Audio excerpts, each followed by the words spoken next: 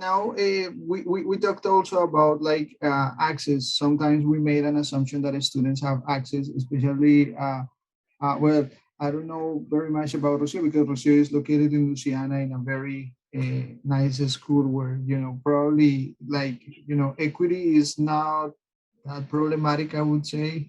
But here at ISU and Wasteland, I don't know at Wasteland, but like, Like, yeah, you want to say something? no, that students, like most students, do have their own laptop, but if there's any student who doesn't, the school has a, a certain amount of laptops that they can lend to students, like Mhm. for a semester or for the school year. So And that does occur here. And I that, believe it does happen in ISU too. But not that, all places, not all schools do that. yeah, at some Mhm. point we would say that but that the ISU provides, with help some students to that with with material like that. But now going back to the administrator thing, what things they did well and what things they need to improve, Cameron. Like in terms of access, access to technology for students. Like, how did you see like Westland and ISU, providing these students? For good or for bad. Um, well, I wasn't teaching at Wesleyan during. Uh, this is my first semester teaching at Wesleyan currently, so we're in class at our traditional class.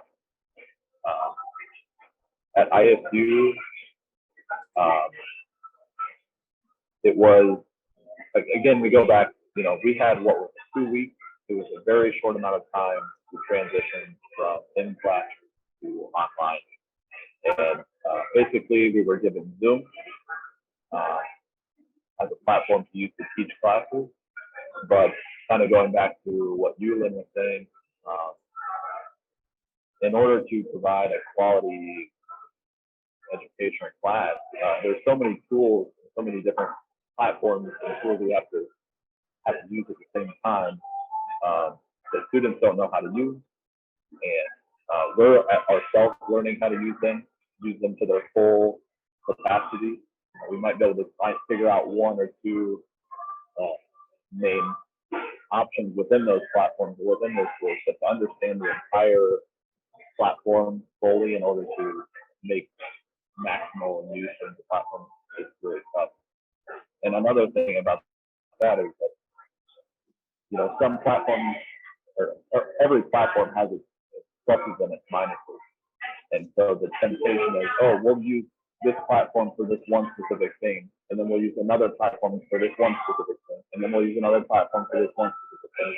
And at the end, we have 10 platforms students are supposed to use, and we've got Flipgrid, Teams, Google Drive, ReggieNet, and then you're constantly going back and forth, and it becomes a mess. So I'm not sure what a good solution is there. Create better programs for online, that don't have any weaknesses, but that might be a little idealistic.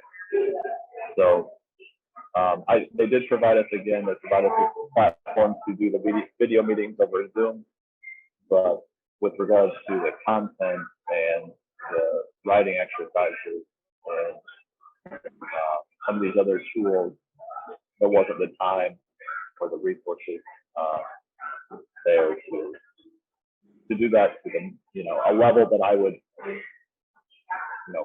hope that we would see. Okay. If I'm being honest. Yeah, it's fine actually. We were talking to some teachers at ISU, and they haven't changed the platform ReggieNet at ISU for 10 years.